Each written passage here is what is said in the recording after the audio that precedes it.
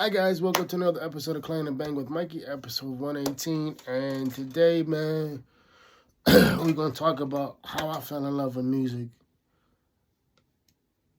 and what keeps me going.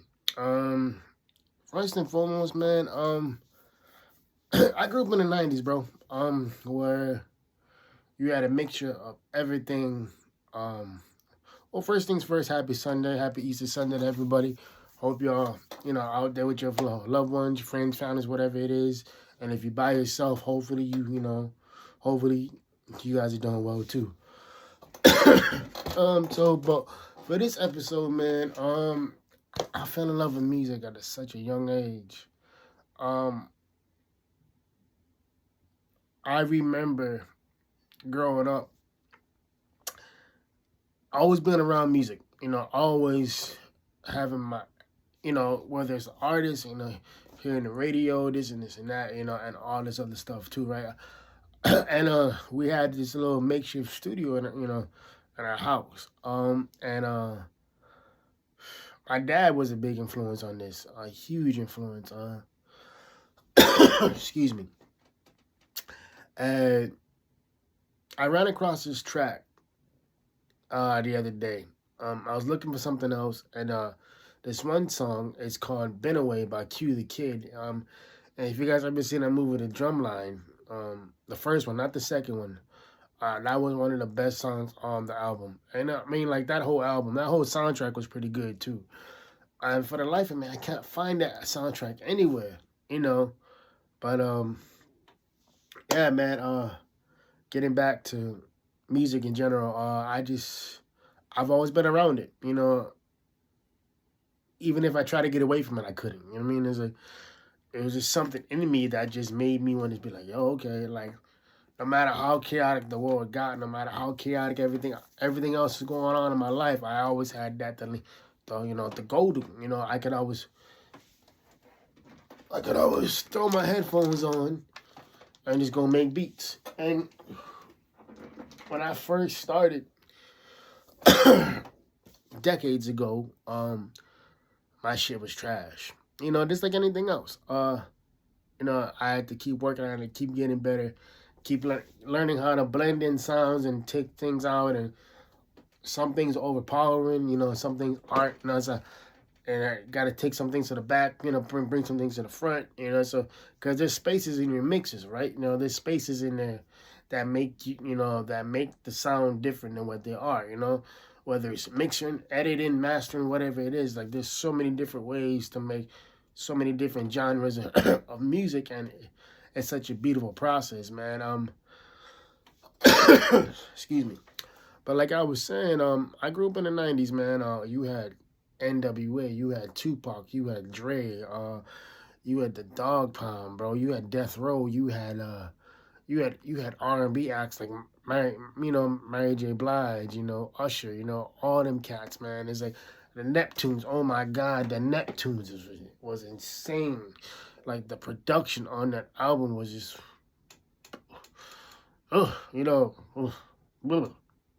yeah. And then you had guys like, uh, like Primo, Timberland, all them cats are just coming out with hits after hits after hits. And then you had cats like Busta Rhymes doing his thing. I mean, it's like, yeah, I had so much shit, going on in the world of music. And it's like,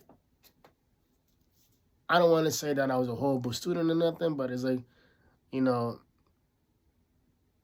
math, English, and whatever not, history, I was a decent student, I wasn't honor roll by any means, but when it came time to make music, when it came time to talk about the history of music, I remember I was in college and we had to do this report, and I did my report on Tupac and Biggie and how the impact that they had on the music industry. Because you got to remember these guys were 24 and 25 when they died. You know what I mean? And how they died was tragic because they had so much to give the world, and so much wisdom and insight and how to do things a certain way and this and that, and so it was something for me that was great to see, because it's like, yo, like if their music can live on, 20, 30 years after they're gone, I could do the same thing. I had so many people doubt me, with everything that I've done. And but when it comes time to make music, it's like, yo, like you can't deny that you stick me behind this board and nigga magic gonna happen. You stick me behind this board and I'm gonna come up with something that's gonna knock your socks off. You stick me behind this board, you can't deny that this is my shit. This like this is my arena. You can't deny that fact. And I think at the end of the day, we all have our our gifts and whatnot too, and it's important to figure out what they are. It's important to figure out, okay, this is what I want to do, but how do I get there? And I'm not saying to never ever give up on your goals. I'm not saying that. I'm saying, you might have to take a detour or two to get to where you want to go. But, at the end of the day, it's going to be worth it. At the end of the day, I'd rather try my hardest at something that I'm passionate about than work for 40, 50 years at something I don't really give a fuck about, And I'm not saying that, people should leave their 9 to 5 or anything like that, man. I'm just saying it's like we all have the passions, and work is only 8 hours a day, Everything else, man, is like, if you want to get it done, you'll find the time for it. If you don't want to get it done, you'll make excuses. And it's simple. A lot of people, excuse me, a lot of people will sit there and make excuses on something that they,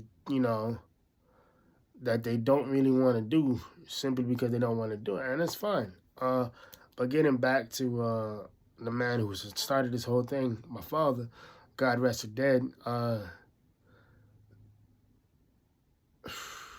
it's always a touchy subject for me, man, because we never really had the best relationship, me, and I don't want to get on there and, and give a testimony about it, man, but music was the one thing that we could, touch upon. He was a huge jazz guy, I was hip-hop and everything else, and he never really understood, why brothers had to use the N-word so much in their music. I'm like, yo, like, you got to realize that they telling the story.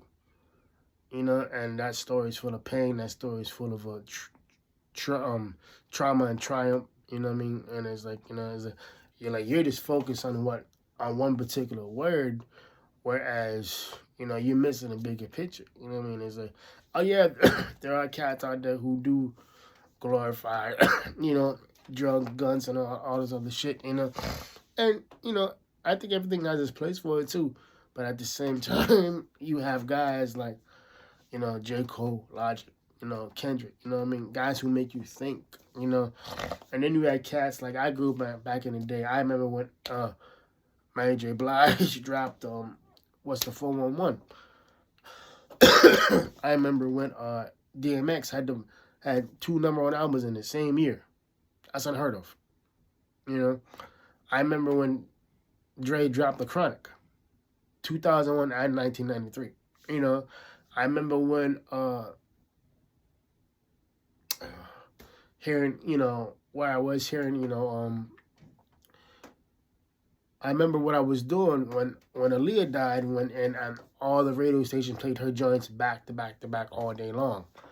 I remember when first hearing Diggable Planets, Souls of Mischief and whatnot. I mean, I remember hearing all them cats, and it's like a lot of them had to do with guys I knew who were older than me, who peeped me to a lot of music, because I was just so stuck on this one particular subgenre, not realizing like, yo, there's so many different things out there for me to explore, for me to get better at, for me to widen my craft. And so at the end of the day, that's what it was, man. Music was always something for me. It's like, yo, I could sit here for hours and not realize, hours had passed, or I could sacrifice sleep to work on a track, And one thing about me, man, I used to write everything down But now I don't even do that. Well, like what I'll do, I'll write down the main points on the shit that I'm trying to hit. But most of this shit comes from my head, man. Because actually writing it down actually it kind of slows me down. I call it the Jay-Z effect, man. Because it's like after you've been doing it for so long, you kind of already have a pattern in your head of how you want it to sound. And then when you go into your booth or whatever it is, and then you lay and then you lay it down, it's great. But getting back to my dad, man. We had this little makeshift studio in our back room in our house, and it wasn't nothing special. A couple turntables, mics, and everything too, headphones and everything. Right? And my dad, he would always be in there, and he'd just be working, and I remember there'd be days where I'd be like, hey, pops, I can't sleep, knowing damn well I was tired, but I just wanted to be with him. I just wanted to hear the music and like I said, he was a huge jazz fan. So hearing the horns hit a certain way, the loudness of the horns, and hearing the saxophones hit, and everything like that too. It was just something for me that would help calm me down, and it was something about music that just made me feel at peace. And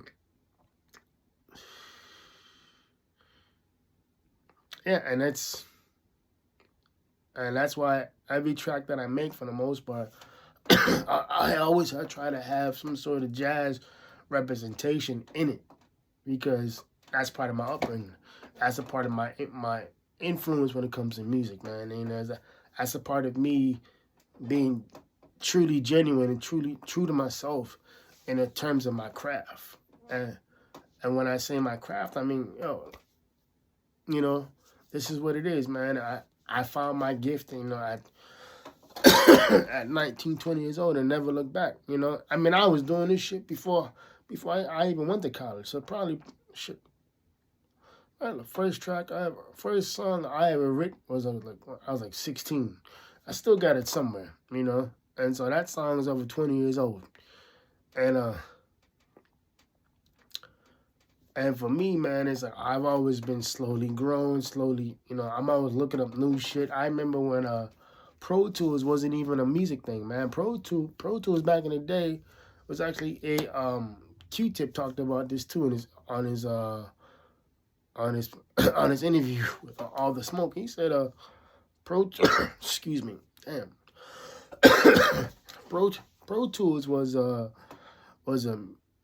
movie editing program that you could throw music into. But nowadays Pro Tools is so advanced, man. Everybody uses that shit, right? I remember back in the day, niggas that used obviously they still use FL Studio, and they had different stuff like Logic and Reason, and all that shit was uberly complicated, And I remember going into FL Studio, and the first time I got it, and I was confused because it was just a lot of shit, and I was it doesn't take much for me to get overstimulated, and so I was just overstimulated. But when I got time to make the samples and everything too, and everything that was coming together, and I'll be like, yo, and the tracks that are rolling through, and I'm like, yo, I can do this. This shit is fun. Niggas make money off of this. Bad. You know what I mean? So it was like, so at the end of the day, it was extremely important for me not to give up on my goal, not to give up on myself, and to always believe in myself, because if you don't believe in yourself, nobody else will. So with that being said, man, happy Easter everybody out there, and hopefully you guys spending it with family and friends. And just be thankful for another day. And if you have a goal, you have a dream, you have a craft that you want to do, I don't care what it is, whether it's you want to write your own book,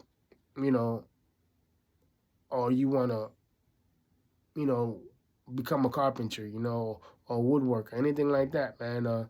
Go ahead and chase your dreams, man, because you only live one life. And if you do it right, once is all you need. All right, y'all. This is 15 minutes of your life that y'all won't get back. Appreciate y'all. Love y'all. Hope y'all keeping in the 4 Ps. Private Plan Positive Pushing. I'll see y'all next week. Love y'all. Ghost. Like I always say, know your worth. Peace.